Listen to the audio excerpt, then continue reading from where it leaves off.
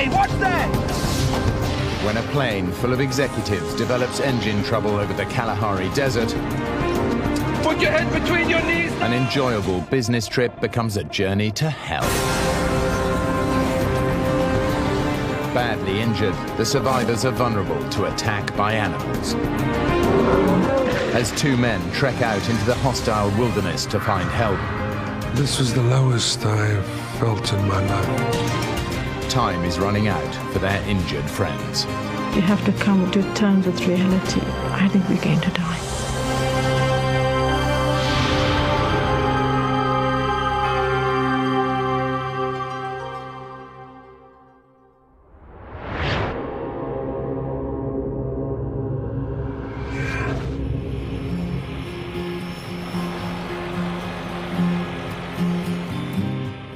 Carl du Plessis is executive director of a thriving courier company in South Africa. He lives in Johannesburg with his wife and has two small children. Today, he's chartered a private plane to take him and his team on a promotional tour of Botswana. I enjoy flying, so I don't often have an opportunity to just relax and enjoy the journey, so I was really looking forward to it. Carl's close friend and business partner, Neb Graorac, is originally from Serbia, but now lives in Botswana with his wife. Also traveling are Mike and Lynette Nikolic. They just got married and are hoping to start a family. Lynette is from Botswana, and Mike is from Serbia like his friend Neb. I had experience flying with the small planes, and they've always been my concern. But it's a quite a normal day. Nothing really that you could sense or see there are problems. Lynette's not so sure. I am looking forward to the trip, but I was just feeling a bit uneasy.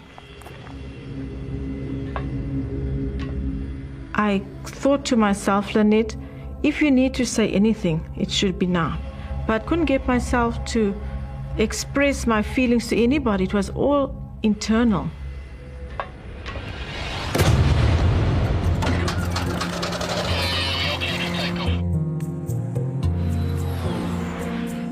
These entrepreneurs are used to the advantages that come with success. Today, their chartered plane is taking them from the capital of Botswana, Gaborone, to the small town of Maun, 600 miles away. It's a 2-hour flight which will take them across the vast expanse of the Kalahari, the desert whose very name means the Great Thirst. Guys, help yourself to some soft drinks in one of those coolers. And where's the champagne, caviar? We're having fun. I'm sitting next to the pilot and I'm really enjoying the flight. And behind me, Neb, Mike and Lynette's just talking. So it was quite a jovial atmosphere. An hour and a half into the flight, Lynette is still uneasy. For some reason, I was becoming claustrophobic. I'm not enjoying my flight. I'm looking out and wondering and looking. Don't worry. We take a big plane back, huh?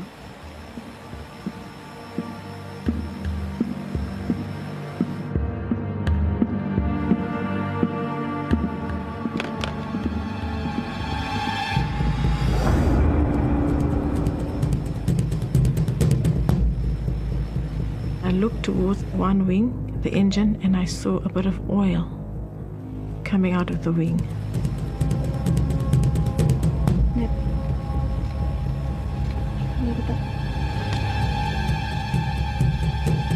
Costa!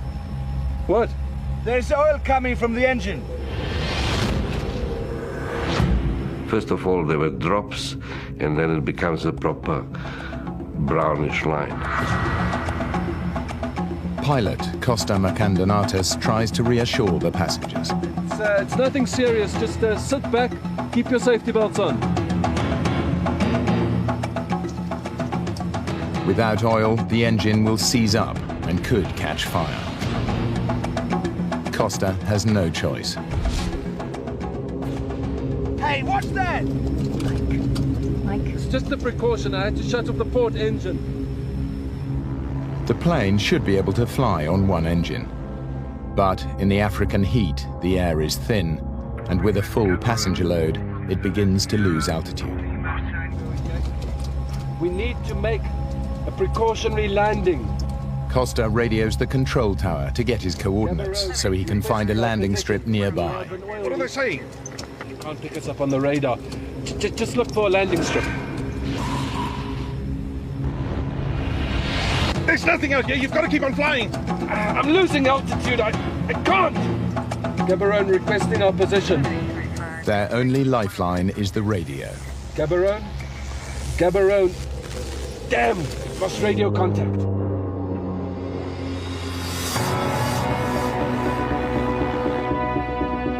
Costa knows he's going to have to crash land. I took Mike's hand, I took Neb's hand, and I said, God, I'm just asking for safe passage.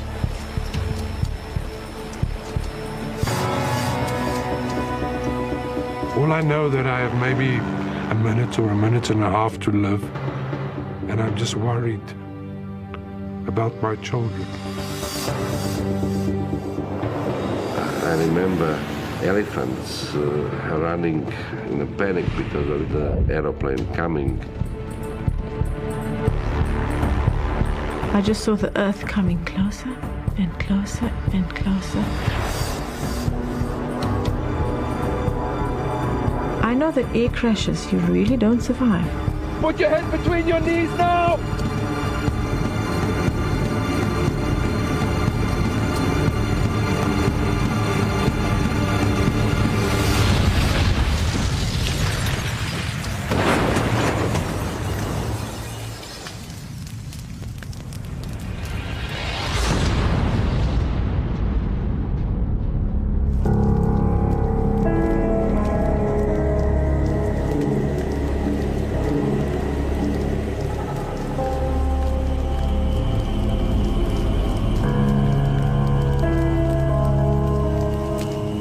The impact should have killed them all.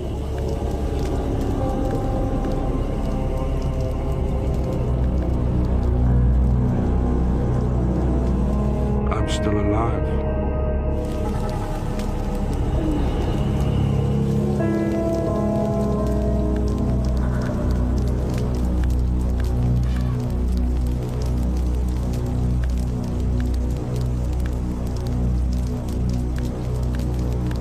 I open my eyes. I see my wife. She's burning. The metal's burning me! Help me, Mike! When I touch that belt to unbuckle her, I realize it's very hot and I burn myself now. The plane's leaking fuel tanks could explode at any moment. We need to get out of that as quick as possible.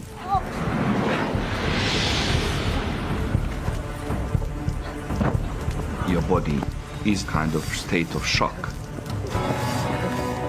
You try to get up and you just fall down.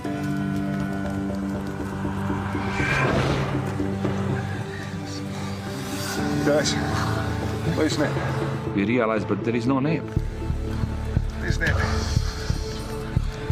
It's in the plane. Neb, he's there. Still in the plane. Let's get him. We are panicking because we don't know how fast the aircraft's going to burn. Are you okay? Get him out! Careful, shoulder up. Neb, please. Is this still breathing? I don't know. Neb, talk to me.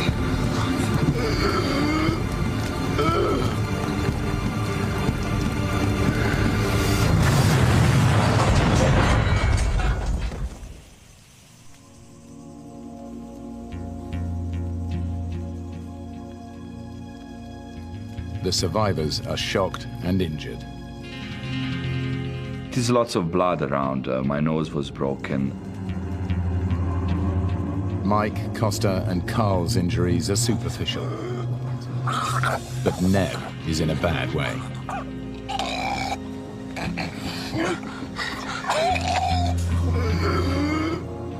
The pain was unbearable because, particularly of the ribs. Just breathe. Just breathe. And I actually couldn't breathe. Lift me up. Okay, I'll got you. Let's take him to the tree. Neb has punctured his lung. He has to prop himself up in order to breathe. I couldn't lie down. I had to stand most of the time. And I was hugging the tree. Lynette sustained multiple injuries in the crash. She has damaged her spine. I couldn't move. I couldn't move my legs. As soon as I tried to lift myself up, for some reason I would feel dizzy and then I'll be forced to lie down. And her left arm has been so badly burned that the nerves have been destroyed. I didn't feel any pain. There was no pain at all. I was just worried about the fact that I can't get up. I can't do anything. She needs immediate medical attention. Don't worry. They'll come soon. We'll get you to a hospital. The crash has destroyed the radio. But the passengers believe that the plane's emergency transmitter will soon bring rescue. As the afternoon wears on, they begin to have doubts. We're realizing now that it's getting dark, nobody can land. So we're getting used to the idea that we need to spend the night here.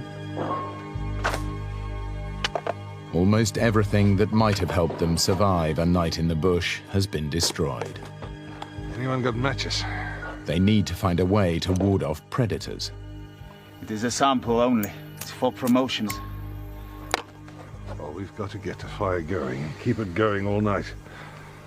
Who knows what's crawling out there? I was very concerned about the area where we crashed. When I look at those trees, I was thinking this is a perfect area where leopard is living. It's a very dangerous animal. Lots of hyenas, lots of elephants, lions. It's a really wild area. Carl manages to start a fire using the last piece of smoldering wreckage.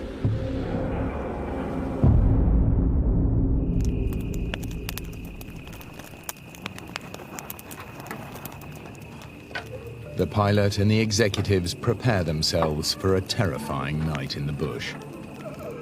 They know it's a dangerous time.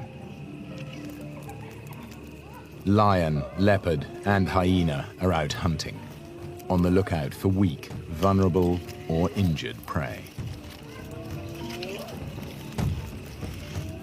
I can hear things move around in the forest, and I'm scared. There's a totally alien environment. You can feel the presence. There are they, you know, you don't see them, but you can feel there is something is around you. The only thing that keeps them going through the night is the knowledge that they will be rescued in the morning.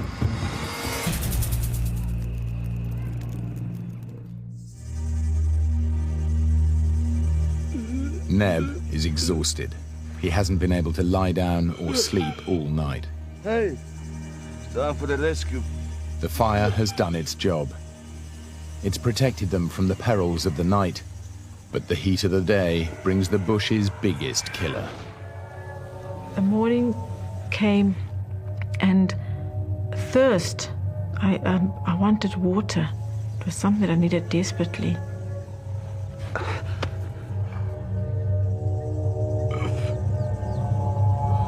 The thirst is unbearable. Your mouth is so dry that you can even feel the pain in your mouth, in your tongue. They can find no water, so they take advantage of a fleeting source of moisture. Dew.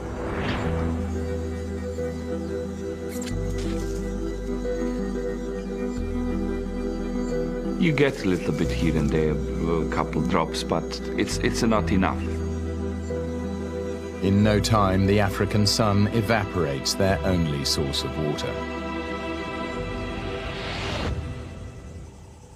All they can hope for now is that rescue will come quickly. We're under the impression that there's an emergency transponder unit in the tail transmitting our position. So if people look for you, that they will be able to find us. I can hear a plane.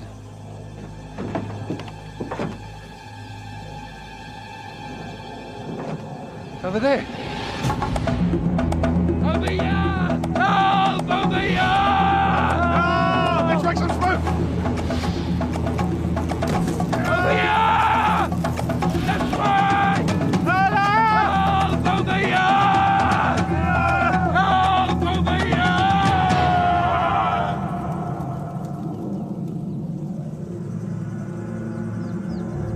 Over here! But it's not a rescue plane. We look up, it's very high, and it's clear that it's never going to see us.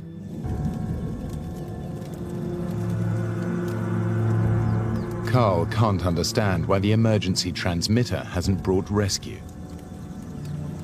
If you check if it's transmitting. Emergency transmitters are compulsory in Botswana. You have transponder, right? It's not compulsory.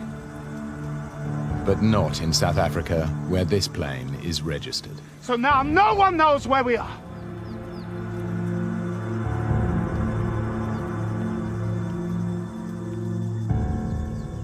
We're realizing now that things are not so straightforward as we thought. What is going on? They'll be here soon. Their only hope is that planes will search the flight path and spot the wreckage. But as the morning drags on, there is still no sign of rescue. I find it very strange that nobody's looking for us. And what goes through my mind is this absolute feeling of being stranded, of being just total desolation. Realizing that time is running out for Neb and Lynette, Carl decides he's got to do something. At this stage, I make a decision that I'm going to walk, to go and look for assistance. Mike. Costa.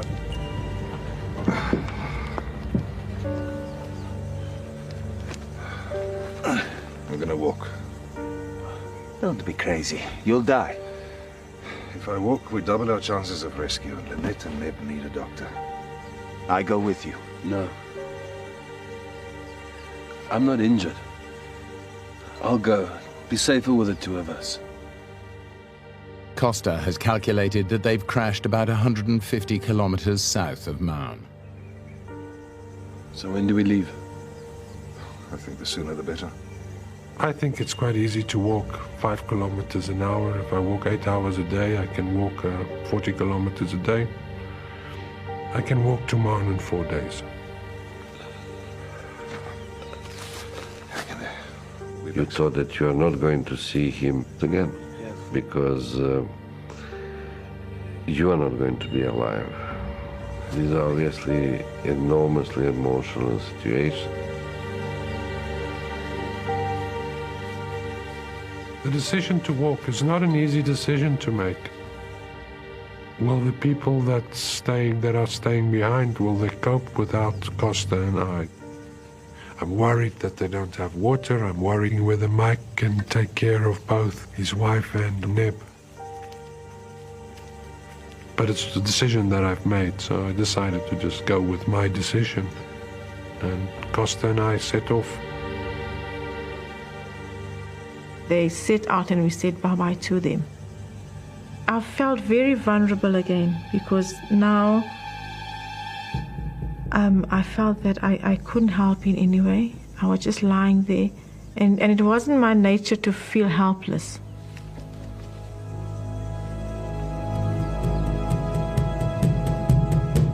Mike has no idea how long he'll have to cope alone. If I collapsed, then things can go bad. Mike was my lifeline. It was very frightening because now I felt this is getting very serious.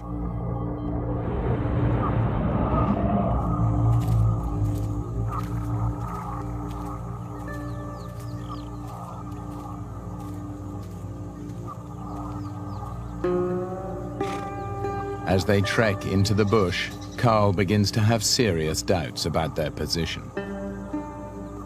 I'm asking Costa all the time, where are we? Where are you? Are you sure where we are? About 150 k's south of Nana, correct? Keep going due north. We'll be fine. I have my doubts about this simply from the point of view as to why no planes have come to look for us. I don't believe that he knows where we are. At this stage, Carl has no alternative but to accept Costa's word and walk north. But Carl and Costa are taking a huge risk. They have no experience of bush survival, and if they don't make it, neither will the others. By midday, the temperature at the crash site has risen to over 40 degrees. Mike, Lynette and Neb have had nothing but dew to drink for over 20 hours. Lynette's condition is deteriorating rapidly, and she's desperate for water. My throat is burning. I don't have energy. I mean, it's like completely dry. From my throat right into my tummy, it's dry, and it just needs some sort of moisture water. Lynette is more thirsty than the others because she's losing moisture through her burnt flesh. Her only chance is that Carl and Costa will bring help soon. But as they continue walking through the bush, it becomes increasingly impenetrable. Walking through the bush is turning out to be extremely difficult. You have thorns sticking into your clothes all the time. But then they stumble across a solution. Costa, over here, quick!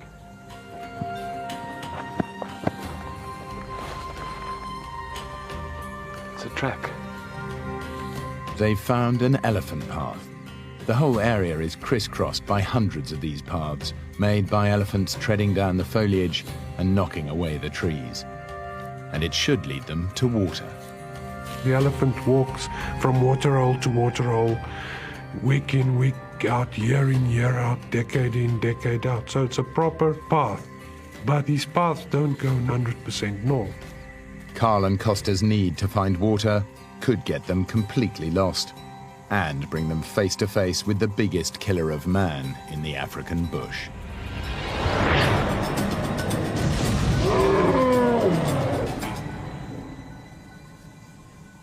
Plane crash survivors Carl and Costa have made the risky decision to leave their injured friends behind and trek out into the African wilderness to find help. They've been following elephant paths for hours and are desperate for water. Costa, look. Right in front of us, next to the path, is a waterhole. It's a really small, little, muddy waterhole.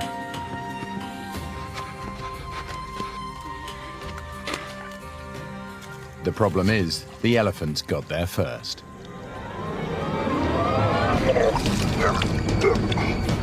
It smells awful.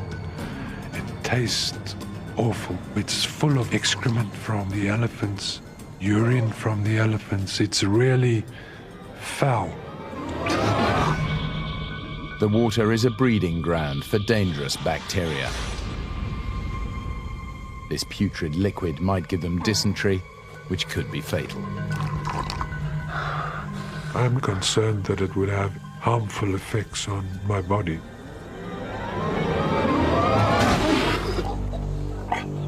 And yet, when you're thirsty, it's drinkable. Back at the crash site, Lynette, Neb and Mike are facing a similar dilemma. What came to my mind is to drink urine, so that is something which will carry us alive. I was worried about kidneys, I was worried about dehydrating and things like that. There is nothing else we could do. But recycling their urine is a short-term solution. It will soon become poisonous. Facing another night in the African bush, their only hope is that Carl and Costa have reached safety and will bring rescue in the morning. We've now walked a whole day and we haven't come across any sign of people. We're exhausted. So we take one step out of the elephant path and lay down to go to sleep. What they don't realize is that they're blocking the path of a herd of elephants.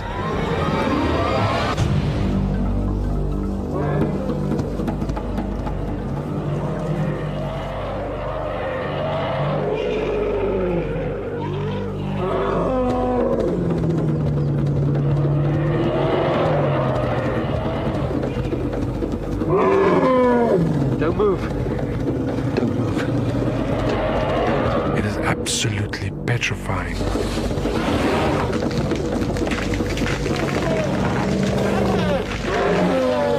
Costa's is telling me not to move, but I'm unable to follow the instructions.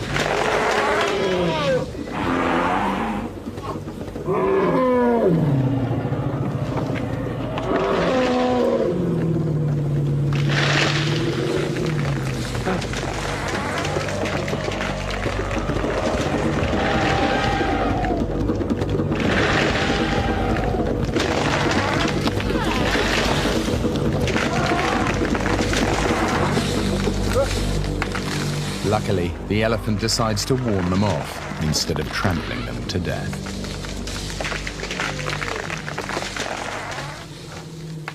As night falls, the African bush has another surprise for them.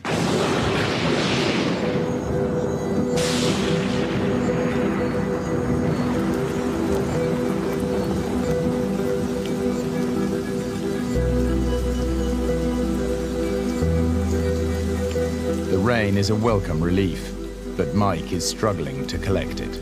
I put various plastic things around just to try to collect some water, because obviously that's what we need.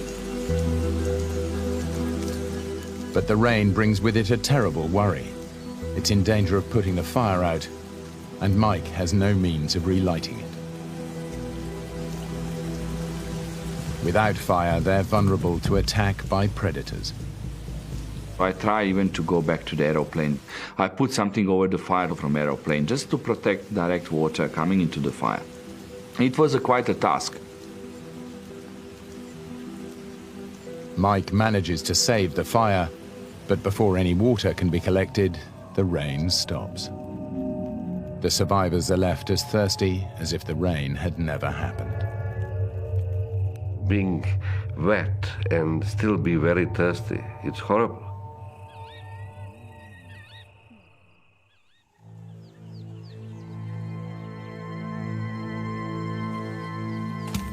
Carl and Costa have survived another night in the bush, but Carl is increasingly worried that they're nowhere near to Maun. We are walking towards Maun. We should be directly under the flight path.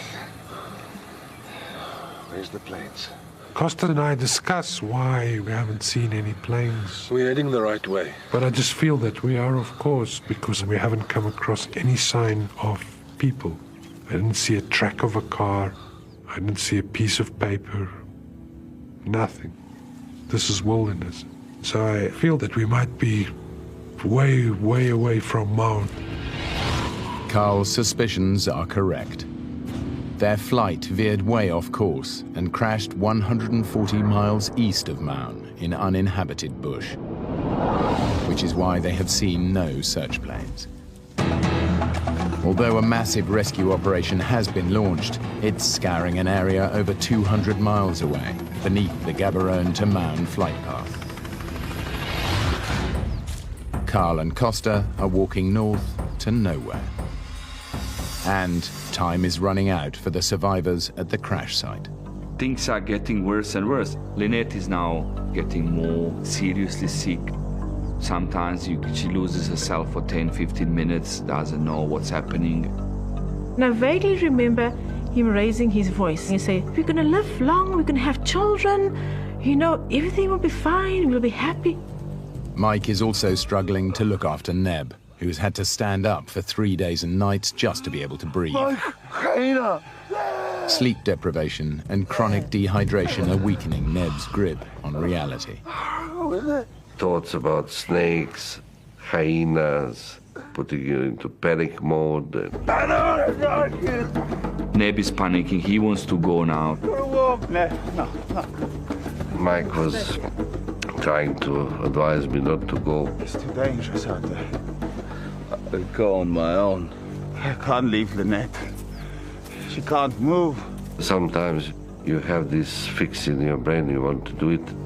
Mike thinks he'll never see his friend again, but there's absolutely nothing he can do.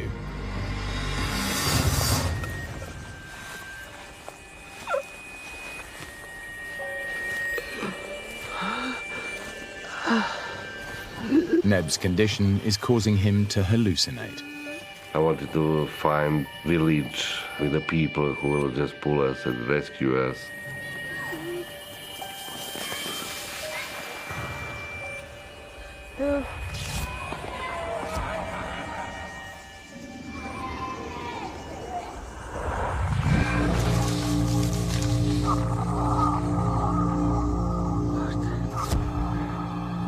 You really believe and you really see something what is not there.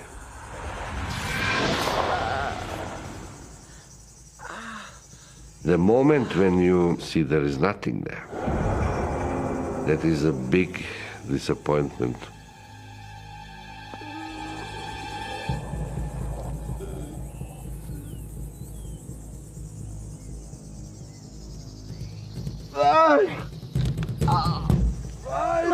Suddenly I hear him shouting, "There is a water, come and see this." Obviously, after all stories which we went through, and I did not believe him straight away, there is a water.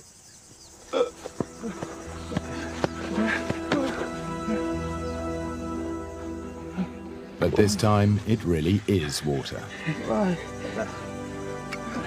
We had plenty of Zippo lighters, but we were actually using for as a promotional material, and that lid of Zippo lighter was very useful to extract that water.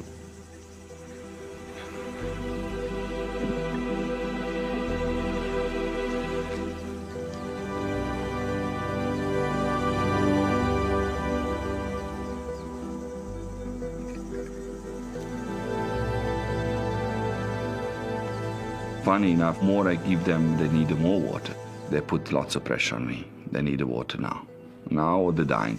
No, I need more. So I said, okay, fine.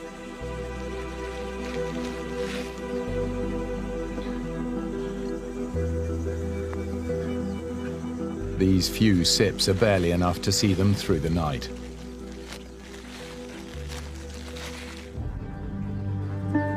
But Carl and Costa aren't even that lucky. We're just walking and walking and walking, and we're not finding any water. I'm really, really thirsty. And I'm constantly thinking about how the other people are doing, constantly evaluating whether the decision was the right one to leave them there. And it becomes clear to me that we're going to have to go to sleep that night without having had anything to drink.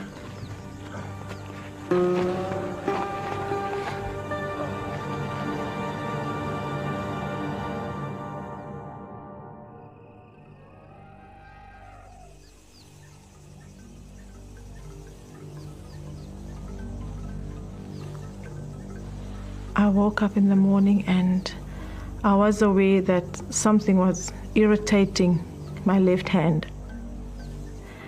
And I looked and I lifted up a little bit and I saw all these little wiggly things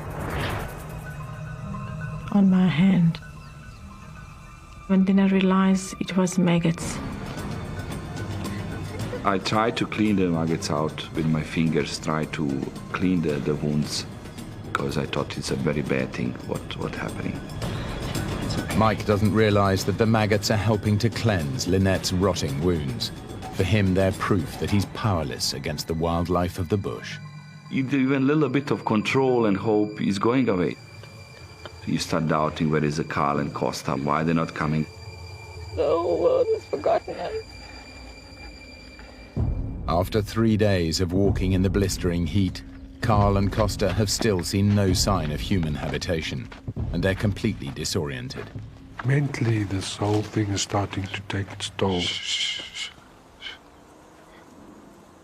I believe I hear a car,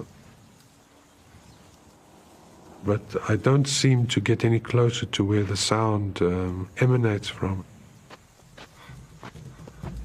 I realized that it was my imagination. And I just wonder how I got myself into this mess. It's much worse than he thinks. Not only are they hopelessly lost, but because they've been following the elephant paths, their route has zigzagged. They've walked for 60 miles, but in fact they're still only 20 miles from the crash site.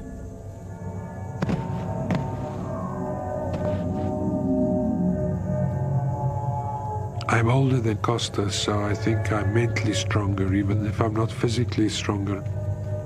All my life I've been taught to be stoic. I realize that Costas and I have only ourselves to extricate ourselves from this situation. There's no alternative. You know, I have children, responsibilities that I have to take care of. I can't perish in Botswana. Can't do it. But I'm wondering for how long I can actually walk, keep it up like this.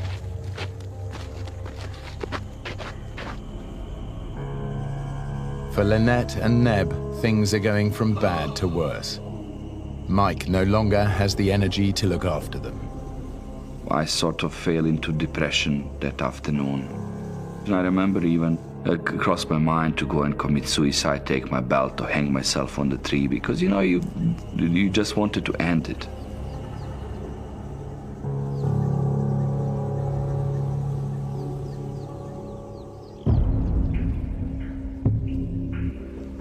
Carl and Costa are now dangerously dehydrated. The most important thing in the world now is just to have something to drink.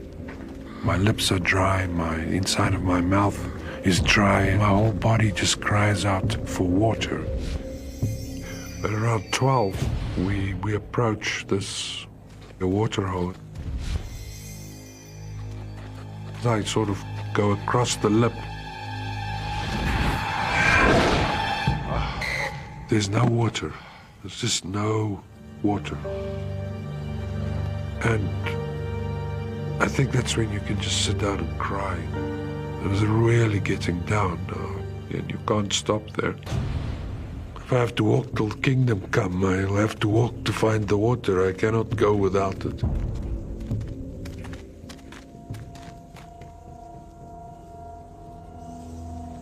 Mike, convinced that rescue is never going to come, decides to make preparations for death.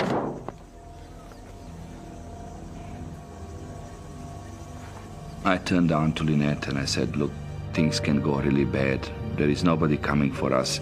I think we need to do one or two things which will protect our families and things like that. I think we should write our wills.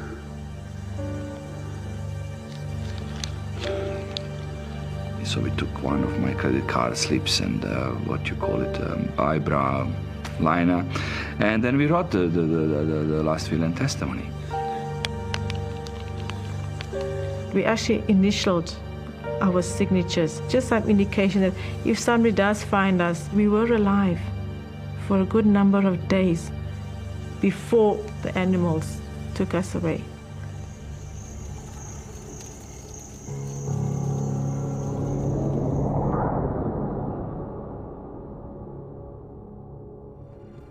After a team of business executives crashed in the African bush, survivors Carl and Costa set off into the wilderness to get help for their injured colleagues.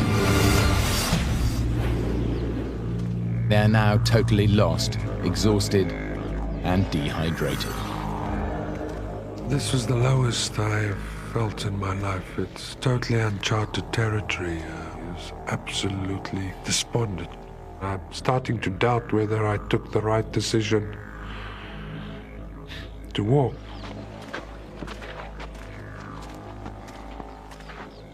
The path reaches the choice either to go left or right. Left or right? At this stage, I don't really think it really matters if we go left or right. What difference does it make? He doesn't realize that this is a life or death decision. Right.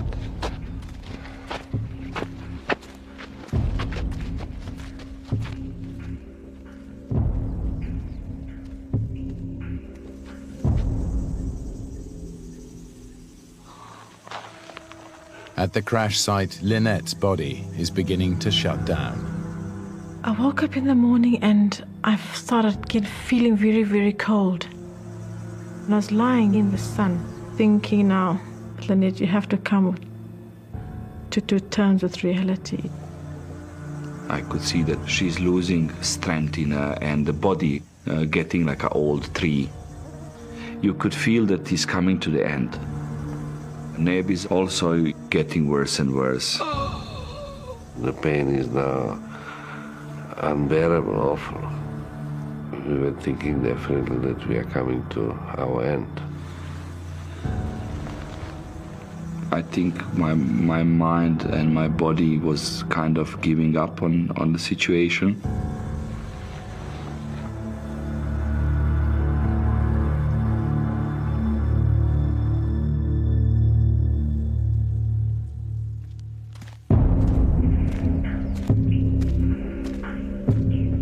Carl has also lost hope and no longer trusts his own judgment. As I walk along, I saw a straight line protruding from the trees.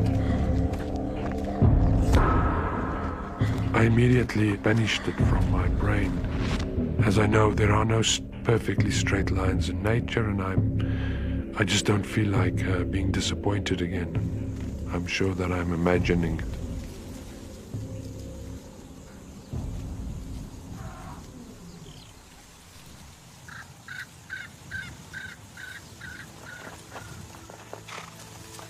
As I got closer, I see the structure built against the side of the hill.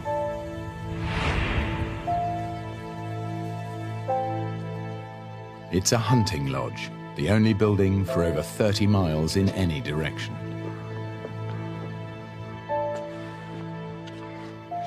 I see a young girl reading a magazine. I'm sorry. I didn't mean to frighten you. It's quite a surrealistic experience. My name is Carl de Plessis. We were in a plane accident. Can you please radio for help? Without even asking, I just took a bottle of juice. And while I was drinking, I'm really worried about the people. Back at the plane, and I still don't know if I did the right thing to walk, if I shouldn't rather have stayed there. It's now too dark to send out a rescue team.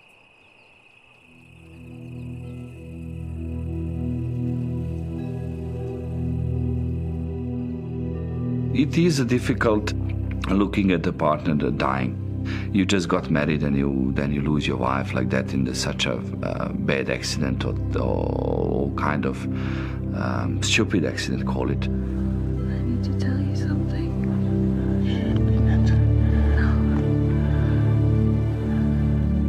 Yeah, I said, I love you very much, and I honor you, and whatever happens in your life, my blessings, and I know that, you will find love again.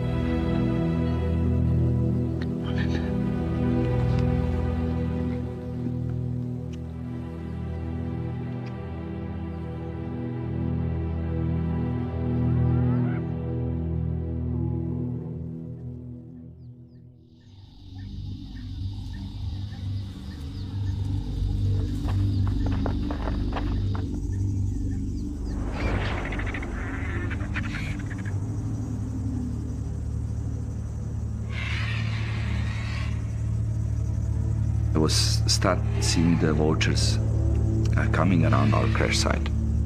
I felt that they coming for the meal.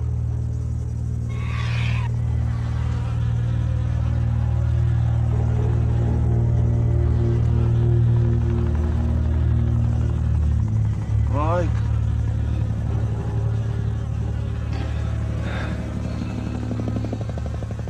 Helicopter! You know, after 5 days here, you know, even mosquito for me is like a helicopter. You're just hallucinating. Helicopter! Over here!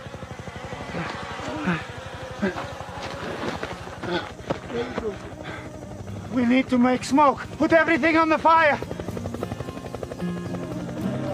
Ah!